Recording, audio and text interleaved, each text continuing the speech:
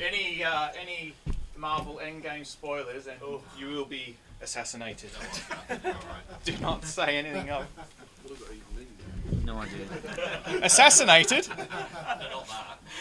Endgame, Marvel, the you don't like Avengers? Oh, Hector. Oh. I thought it was Warhammer, not that. Yeah, I love that too. I'm a super nerd, aren't I? Yeah. Oh, I've been waiting so long for that movie. Away from superhero franchises, did you play one like tonight? Sean said you play like that the rest of the tournament. You're world champion.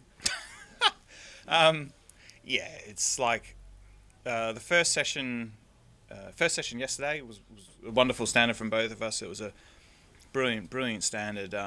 This morning was a little bit tougher, a couple closer frames, but I pinched a couple of big frames on the black there, which helped me build that 10-6 lead, because whenever he kept getting within 2, I kept winning the next frame, whether it be a close one or not. And coming into tonight, 10-6 is a really nice lead to have. But I know Sean's capabilities of coming back from behind. He can go into no miss mode for 3 or 4 frames. So I was quite excited to that challenge, and but I just went out there and played really well. He missed a half chance on a red in the first frame.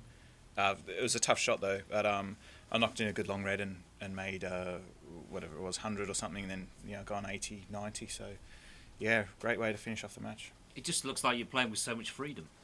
Yeah, that's the word. Yeah, just freedom. Like I say, I'm it's a lot easier said than done. But I'm just going out there. I'm just playing. Obviously there's going to be nervous moments, because as a competitor you want to win. Just ask my son when we play Monopoly or Scrabble or Connect 4 or anything like that. I hate losing even to him. I flip the board. So as a competitor, I really want to win, but at the same time, the bigger picture is going out there and performing for the crowd and hoping that they see a great match and hopefully make some big breaks for them, pot some great balls and that sort of stuff. I think so it's a nice position to be in, because obviously playing when you're trying to win to keep your tour place, or you're trying to be in the top 16 for the Masters or whatever to get into certain invitational events, then I can understand that sort of pressure, but I'm not in that position at the moment. I know if I win the tournament I go to the world number 1, but I've been there before, so there's nothing new I can achieve, I suppose you could say, in this tournament. I'd love to win it, no doubt whatsoever, but I'm just trying to play well, and it's working. You don't play in the quarterfinals, I don't think, until Tuesday. I mean, how much does that help you? I mean, that's a few more days off, isn't it?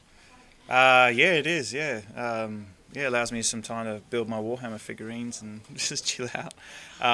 Maybe do some punditry, but it's a bit. Yeah, actually, I was surprised by Sean doing that. That was a bit strange, but I don't know. Just chilling out. I suppose that's part of the challenge of this tournament, is that you're not playing all the time, but the best out of 25s, it does take it out of you a little bit, so it is nice to win well like I have done today, and then I can just chill out for a couple of days, just do a bit of practice, and just chill out. So will you stay here, or will you nip back home?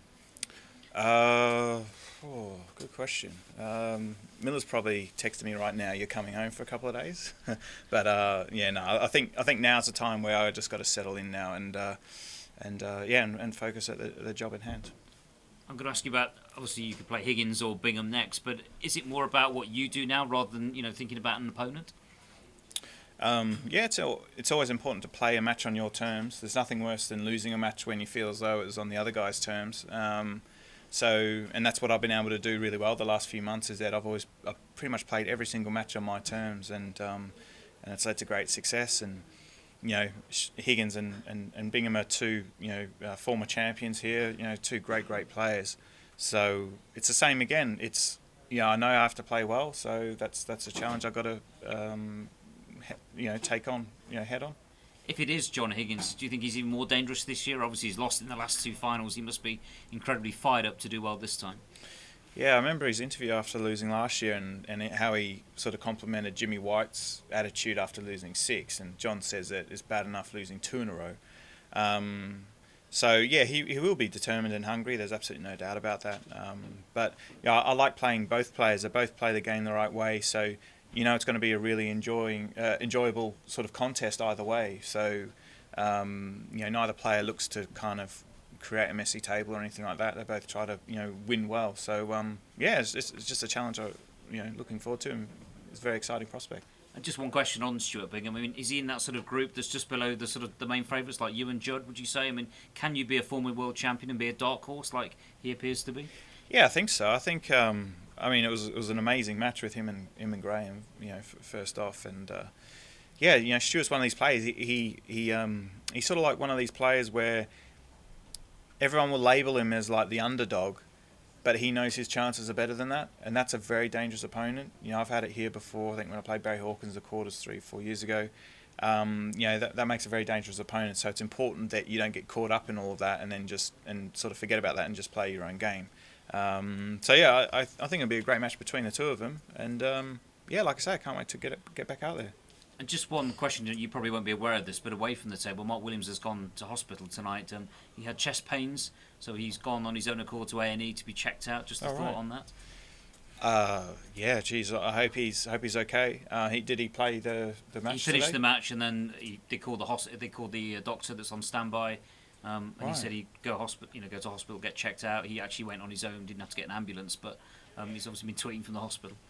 Oh, he's been tweeting from the hospital? Well, he tweeted to say he was there and better to be safe than sorry. Right, okay.